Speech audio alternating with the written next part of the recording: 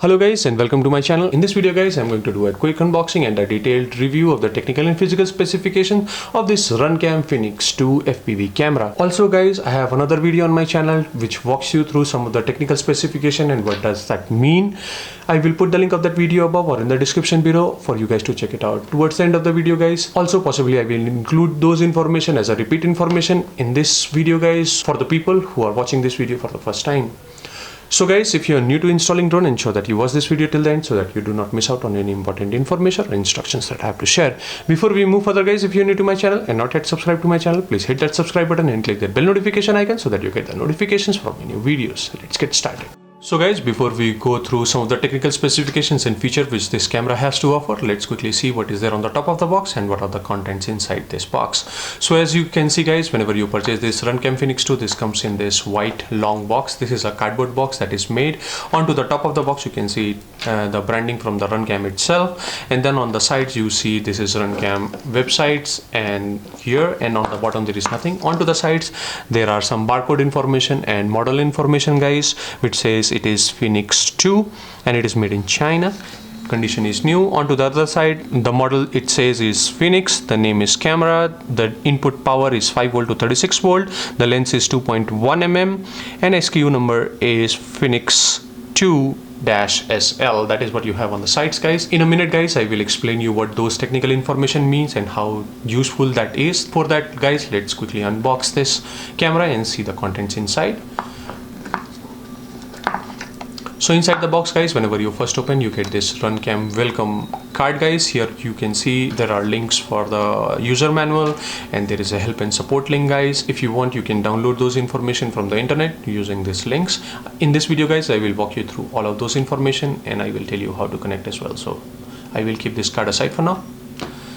And then you can see guys, here you can see there are two compartments. Here onto the foam based side you can see the camera itself. It is tucked inside this foam cover guys, so as to prevent it from any shock or damage during the transport. Let's keep the camera out and then keep it aside for now, and we'll see that camera in detail. Let us see first what is there more inside the box. To the side of cover guys, you see it comes with the mount, wire and some of the screws. So that is what you have inside the box. I will keep the box aside and let us see the components one by one.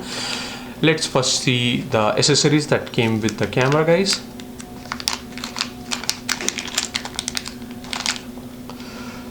So here you can see it comes with M.2 mount screws. These are small mount screws guys, and you can see the size of the camera is little bigger, so you might not need an additional frame guys, but it comes with the additional camera mount with 3 holes guys, so as to be able to maintain the tilt of the camera as well. And you can mount the camera right here onto the camera mount, which is also something really nice guys. So if the camera mount or your drone frame is large and you need a larger holder to hold the camera onto your drone frame guys, so RunCam has already included this camera holder which will allow you to do exactly same.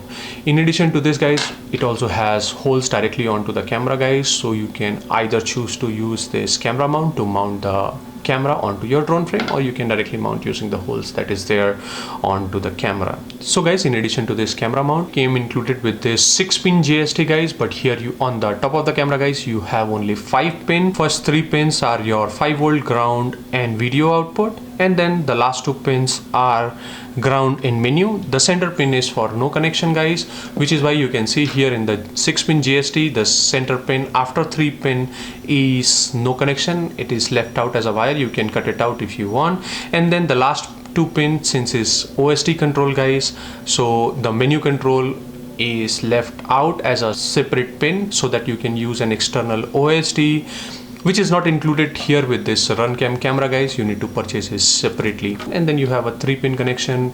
Here you can see it is an extension cord guys. If your controller has already got a place where you can insert this, you can use this as an extension cable to connect your camera onto your flight controller guys. So this is how your jumper connection looks like. The menu is separated, and then you have a power, video and ground onto this jumper connection, and then you have one no connection pin here in the center.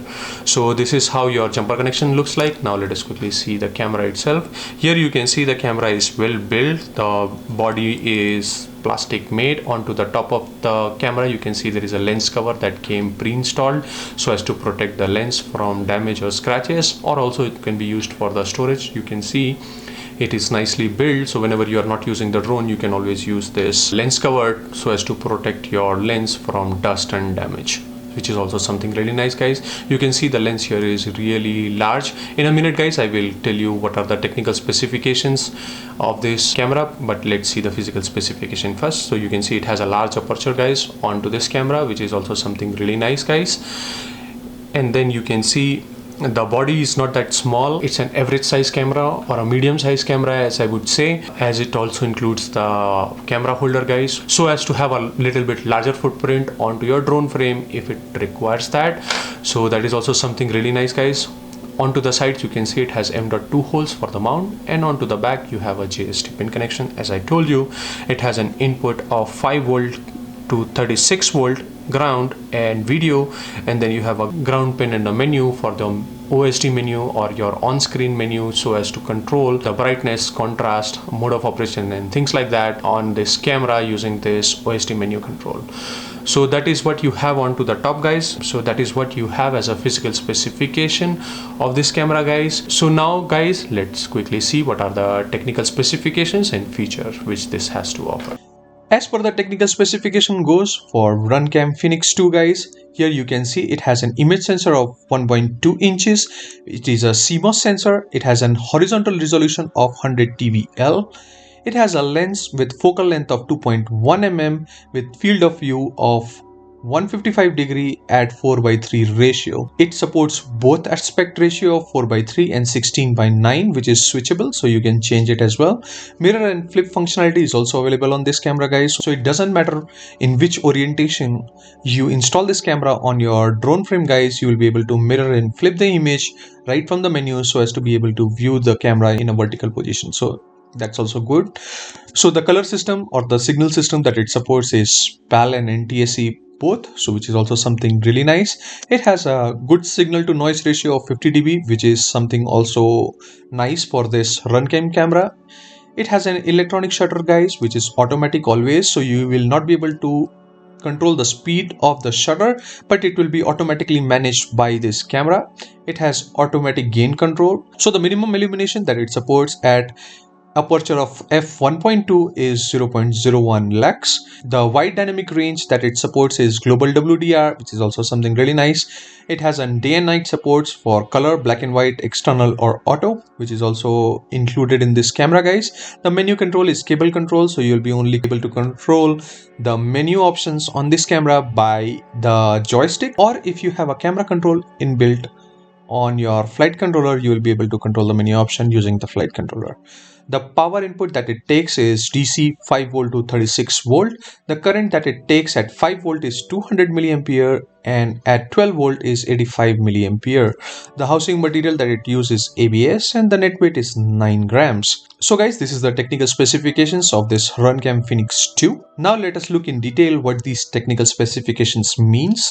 So normally in the market, guys, you will see different types of camera with different types of menu options. Here you can see the Nano has 5 volt ground and video input. It does not have menu option, so you will not be able to control the brightness, contrast or any other default settings here on this camera, as it does not have a menu control option. Whatever is inbuilt in this camera is all automatic, and then you will not be able to control the parameters. So this kind of camera, guys, you will be able to supply the power by 5 volt and ground. Then you have a video output that will ultimately go to your VTX transmitter or to your flight controller via OSD to your VTX transmitter to transmit the video signal. So that is how you use this RunCam Nano 2. So here you can see there is another version of RunCam Racer Nano 2. Here you have 5 volt and ground and video output, and then you have a menu option here, guys. So here, guys, you will have the menu option that you can control via joystick. So here there is a third version of camera that you can see. You have VCC and ground and video ID. So VID is normally your video output pin, VCC is your 5 volt supply or more, and then you have the ground. So these are the basic operation that you have common in all the camera. Here you can see you have OSD and ground, so you have on-screen display inbuilt. So using the OSD menu guys, you'll be able to control the parameters. You can either use the joystick, or if you have an OSD control inbuilt on your flight controller, you will be able to control the menu options right from the flight controller. So the fourth variant of the camera that is available in the market is like this. You have 5V ground and video. This is the standard. So for power supply, ground and video output, then either you can supply 5V to 36V, or you can use VBAT to power this up, which is also something really nice. And then you have ground and menu, or TX and RX. So either you can use the joystick to control the menu options of this camera, or you can use the free UART on your flight controller so as to be able to control the menu functions. So it has dual option guys, which is available in this camera, which is also something really nice. So guys, if you do not have a menu control inbuilt on your flight controller, you can use a spare UART to control the menu options. So this is an extra feature added by this RunCam Tracer 3. Also guys, the last one, as you can see, is also very similar. Instead of OSD, you have here the menu options. It basically means the same, but it has a labeling different. So you can power this from 5V to 36V, ground and video output, and then you can use the joystick to control the menu options on this RunCam Phoenix 2 camera. So guys, any camera which has menu option, OSD option, or like this menu and ground, you can control via OSD, or if you have an OSD functionality inbuilt on your flight controller, then only you will be able to use the menu option to control the parameters or image quality of this camera. So these are the camera menu types which are available as of now in the market. Let's see the next functionality. So these are the camera control or external OSD which are available as of now in the market. So here you can see guys, these OSDs are basically used to navigate the menu option. So select the different option and change the parameters. So either you have this 5 button options. So you can see the center one for OK, and then moving left, right, top and bottom to navigate the menu, or you have a central button that you can toggle to move front, back, left, right and center to select. So these are the two types of OSD which are available as of now in the market. On the right side guys, you can see how it is connected onto the camera. So if you have a menu options or an OSD option, you can connect menu and ground onto your OSD via the camera or the junction pin that is there onto the front, so that you will be able to control the menu option. You can put this OSD on top of your drone frame so that it stays fixed, or you can optionally connect this OSD whenever you require to change the parameter. So either way, you can use this camera control so as to navigate through the menus which is available on your camera. So that is how you connect the camera control guys. So here you can see 165° field of view and 145° field of view. You have a wider area that it is covering, but at the same time guys, you can see if your camera does not have a field flattener inbuilt, you will have more curvature in larger field of view than you have in the smaller field of view. So there is a trade-off guys. So if you want to make it more real guys, either you need to buy an expensive camera that uses the field flattener to flatten the image with the wider field of view than you have on the smaller field of view, but you can see the same location, you have wider coverage in wider field of view than the smaller field of view. So that is what it means whenever you buy a larger field of view camera than a smaller field of view camera. The second specification goes is the sensor size guys. So whenever you say you have 1 by 1.8 inch sensor, that normally means the diagonal size of the sensor. So larger the size of the sensor guys, better is the image quality, and you have smaller pixelation, so it will be more clearer image with the larger image sensor. So by thumb of rule, larger the sensor, larger is your field of view. So as you can see, it is a ratio guys, it is 1 by 1.8. so normally what they mention on the specification is only the bottom part. So as a thumb of rule, larger the value, smaller is the sensor. So smaller the value, larger is the sensor. So smaller value of this sensor size, whenever they mention, it will have larger sensor and you will have better image quality. That is how your sensor size impacts your image quality. Next thing is the aspect ratio. So whenever they say you have 4:3 and 16:9, you can see 4:3 it has an higher height and 16:9 is wider view, but then it is cropped from top and bottom so as to bring it to 16:9 ratio. So you will have larger area coverage in 4:3 ratio and smaller area coverage in 16:9 ratio. As per PAL and NTSC goes, you can see NTSC and PAL are normally the color system which is used. NTSC is used in mostly North America and PAL is normally used in the rest of the part of the world. But whenever you say which one is better, so if you want to produce an video which is going to be widely acceptable, I would recommend to go with NTSC, because normally any PAL supported devices will also support NTSC, because to just crop the top and bottom, and it will be able to bring it into the aspect ratio of 16:9. So PAL can always be converted into NTSC, but NTSC cannot be converted into PAL. So if you want to use this video for the wider audience, I would ask you to use NTSC as the format. But as per the quality goes, PAL has higher quality because it comes with 625 lines of resolution, whereas NTSC has 525 lines only because it is a smaller image. So as per the resolution or quality goes, PAL has better quality and NTSC has inferior quality than PAL. Not that it is bad, it is just that it is inferior quality with PAL. So that is what aspect ratio and your signal type means. So next thing that it comes with is your TVL value. So normally whenever you say I have 1200 TVL, I have 1000 TVL, what that means is the horizontal pixel resolution. So normally you guys might be hearing about 720p, 1080p. These are the vertical pixel resolution. So it measures the vertical resolution of your image and does not mention about the horizontal resolution. Whenever you say I have 720p, that means it is the vertical resolution. Whenever I say it is 1080p, it is the vertical resolution. But whenever it comes to this FPV camera, normally they tell you the resolution in the format of TVL, which is your horizontal pixel of your image. So you can see guys, 100 TVL is smaller than even 720p. So whenever somebody mentions it is 1200 TVL, you can say that it is 1200 onto the horizontal pixel, not to the vertical pixel.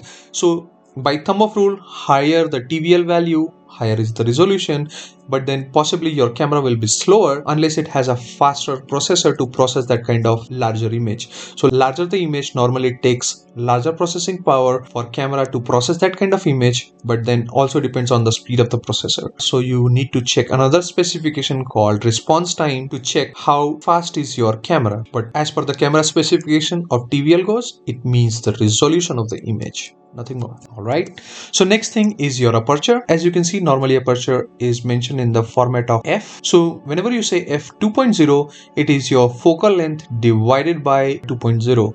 so higher the aperture, better is the image clarity and brightness. So aperture normally means the opening of your lens that captures the light. So larger the aperture, larger is the surface area of the lens, larger is the capability of that lens to capture the light and focus it onto your image sensor. So your image will be more brighter, or it will have a better low light performance because it has larger surface area of the lens that is going to capture more light and focus it onto your camera image sensor. The next camera specification that they mention, whether it is full weather camera, it can work only in day, it can work only in night. So although it is partially dependent upon the aperture and the quality of image sensor. So whenever they say it is a full weather camera, basically it just means that it can work in both day and night, and so it has a better capability to absorb the light or capture the light during the night, and during the day guys, it is able to cut the lights of the image so as to capture it nicely. So that is how they control. So during the day they have to cut the light so as to have enough brightness by increasing the shutter speed, which is normally automatically controlled, and during the night guys, it has a lower shutter speed or bigger image sensor or wider aperture so as to have better night image. So that is what it means. So whenever they say it has a noise reduction functionality, this is what they means. You can see here, you do not have a noise reduction. Here you have a noise reduction. So it is 3D DNR, it is digital noise reduction. What that means is it is going to process this image digitally so as to remove these small dots and make it look nicer. This is is nothing more than digital image processing so as to reduce the noise and smoothen the image. So this is also one of the nice feature guys which they normally include. This is specifically for the low light camera guys. So these are all about the features guys and specifications that is normally mentioned onto your camera specifications. Now let us see quickly how to connect your camera to the flight controller. So the first example that here I have is a camera that has a UART function for the menu control guys, so you can control the menu option onto your camera using the flight controller. So here you can see guys, since I am using this Metexis F765 flight controller, it has dual camera support guys. So I will be able to control two cameras at the same time. So what that means is I will be able to connect two cameras at the same time. Then I will be able to select the camera which is going to be an active camera right from my flight controller, and then using a free UART I will be able to control its menu option. So I'm going to tell you guys how to connect two cameras onto this flight controller. But guys, even if you have one camera that has a UART control for the menu, you can use the same example as a template to connect that camera onto your flight controller. So here what I have done guys, your 5 volt is going to the voltage supply on my flight controller, ground to ground. For the first camera, the similar one for the second camera, 5 volt and ground so as to power supply. And then you have C1 and C2 as an camera input. So your video output from your camera is going to C1 and the second camera is going to C2. And then guys, you have TX and RX which will be going, which I have connected TX to TX of the camera, RX to RX of the camera, and then together guys I am going to connect it TX to RX and RX to TX on my flight controller so as to be able to control the menu option of my camera. So guys, if you have only one camera, you don't need to connect the TX and TX and RX for the menu option of the camera. You can directly connect the TX to RX and RX to TX onto any free UART that is available onto your flight controller to control the menu option. So this is how you connect a camera which has a menu option to control with UART. Now let us see another example where you have a menu option inbuilt on your flight controller. So here you can see guys, in this camera guys, since you have only menu option, this kind of camera control cannot happen if you do not have a camera control inbuilt on your flight controller. So here I have a SpeedyBee F7 version 2 flight controller. Here you can see it has a camera control pad inbuilt on the flight controller itself. So it is the same guys, 5 volt to 5 volt, ground to ground, and video input to video output pin of the camera. And then the menu option, whether you connect the ground or not is optional, but then you can connect the menu option onto this flight controller where it says camera control, and then you will be able to use this camera control to control the menu option right from the flight controller using your RC control. So that is it guys, that is how you connect the cameras onto your flight controller. So this is it guys, this concludes the tutorial. I hope you guys like this video. If you guys like this video, please do not forget to hit that like button. If you have any questions or comment, please leave them in the comment section below. I will try and answer as soon as possible. If you are new to my channel and not yet subscribed to my channel, please hit that subscribe button and click that bell notification icon so that you get the notifications from my new videos. Thank you guys, thanks for watching, and clear skies.